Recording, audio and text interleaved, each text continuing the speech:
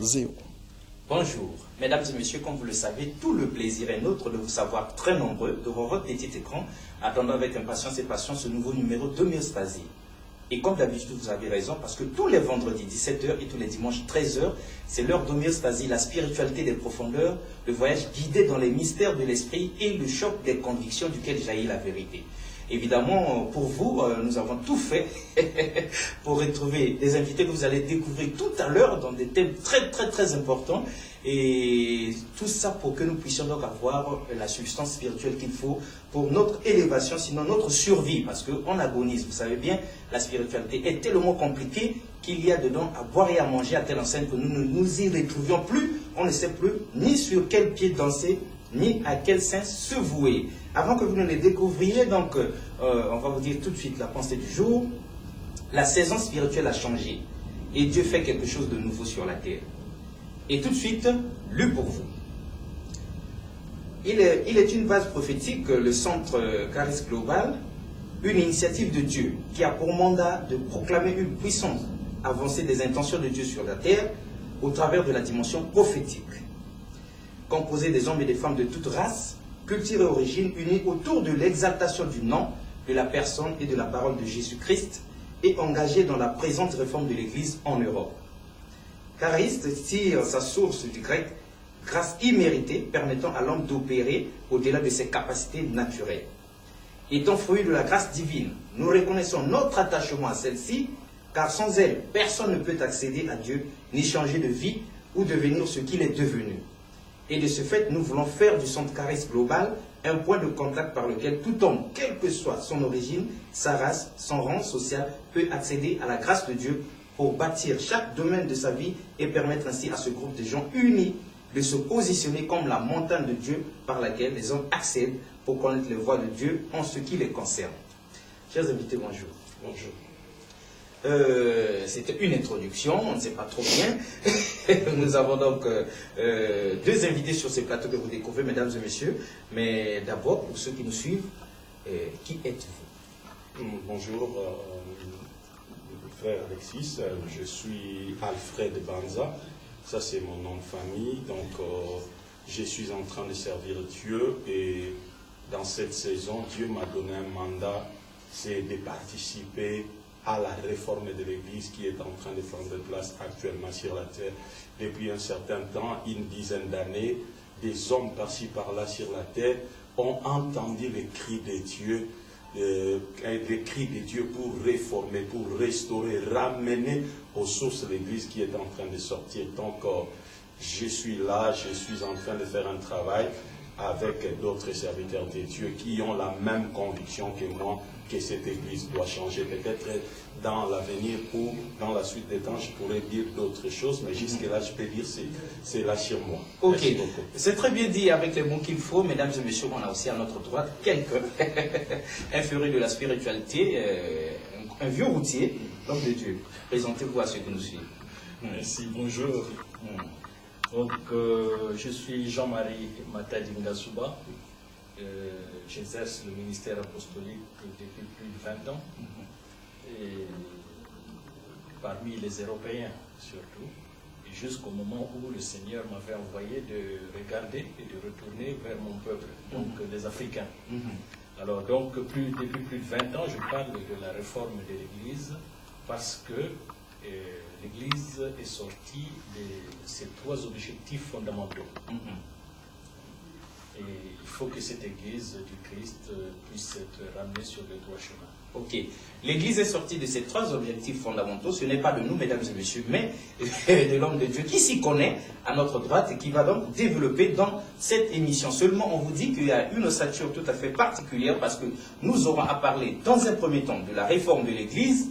Et lorsque nous aurons épuisé à ce moment, nous plongerons donc dans le jubilé de l'Afrique, comme pour dire que les hommes de Dieu ont leur mot à dire. Parce que justement, l'Afrique, on a marre de sa situation. Hein, c'est comme si Dieu ne nous connaissait pas du tout.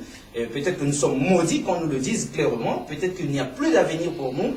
eh bien, qu'on nous le signifie, au lieu que nous perdions le temps à jeûner, à prier et à veiller continuellement pour rien. Donc, les hommes de Dieu vont faire un peu un bilan des 50 ans d'indépendance qu'on nous avait donc comme ça donné, et qu'est-ce qui a évolué en Afrique, qu'est-ce qui a raté, quelle a été la part de l'Église dans l'indépendance de l'Afrique, qu'est-ce que l'Église a pu faire, qu'est-ce qu'elle n'a pas pu faire, et qu'est-ce qu'on peut attendre de l'Église ou encore de cette Afrique. Alors, cela dit, l'homme de Dieu, on se penche d'abord de votre côté, parce que vous êtes notre hôte. On a fait du chemin. Pour arriver ici, en fait, Satan n'avait pas voulu. Nous avons l'habitude, nous autres qui sommes des profanes, de nous poser la question de savoir si Satan existe, mais on serait arrivé vers vous 4 personnes, mais voilà, on est arrivé seul, parce que donc il y a eu quelque chose qui a empêché. Mais cela dit, pour ceux qui nous suivent, qui sont peut-être pas des chrétiens, ou bien ceux-là qui sont chrétiens, mais qui s'interrogent, est-ce que Satan existe vraiment? Bon, là, déjà, la première des choses que j'aimerais vous dire, c'est de nous poser la question, est-ce que Dieu existe? Parce que pour commencer à parler de Satan, nous devons d'abord commencer à parler de Dieu.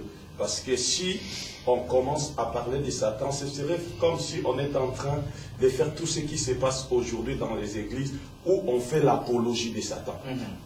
On lui rend hommage, on lui rend honneur. On parle à tout moment de Satan, à tout moment de Satan, à tout moment de Satan.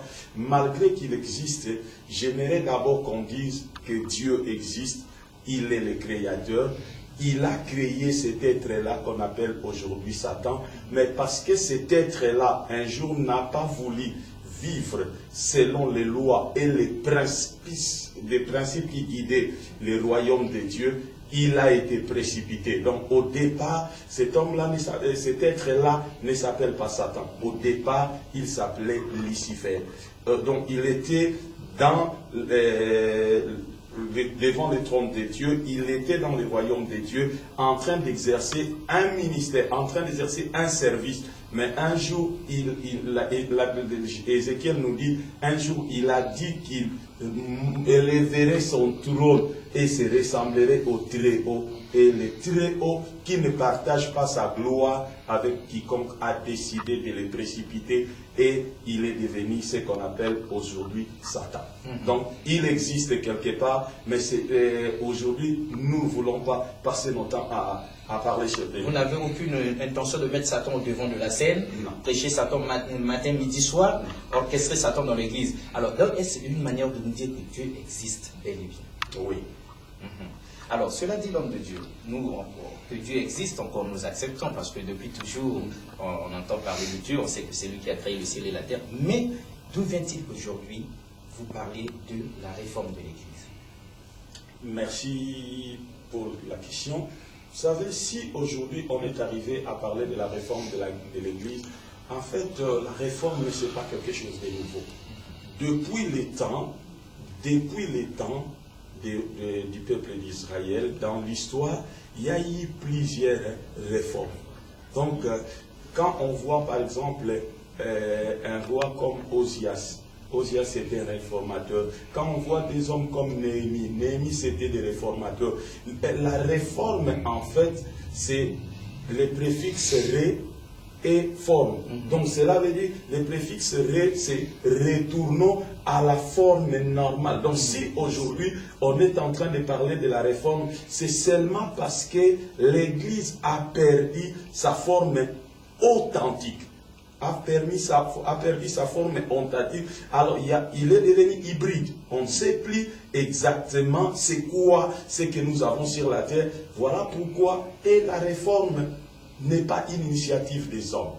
La réforme a été toujours une initiative de Dieu. Donc cela veut dire que, comme j'ai parlé tantôt pendant mon enseignement, Dieu a créé la terre, il a mis l'homme dedans, qu'il soit son image et sa ressemblance, pour gérer les affaires de Dieu. Maintenant, comme Dieu étant le créateur, la même chose, Jésus-Christ est le fondateur de l'Église, la tête de l'Église. Donc il a dit, je bâtirai mon Église. Donc l'Église n'appartient pas aux hommes. l'Église appartient à Jésus-Christ. Maintenant, Jésus-Christ, quand il a dit « je bâtirai mon Église », il avait des objectifs et il avait un but à atteindre. Et du coup, ayant des objectifs et un but, il a les moyens d'évaluer. Et à chaque époque, Christ a évalué l'Église, et lorsqu'il a vu que l'Église était en train de sortir de sa forme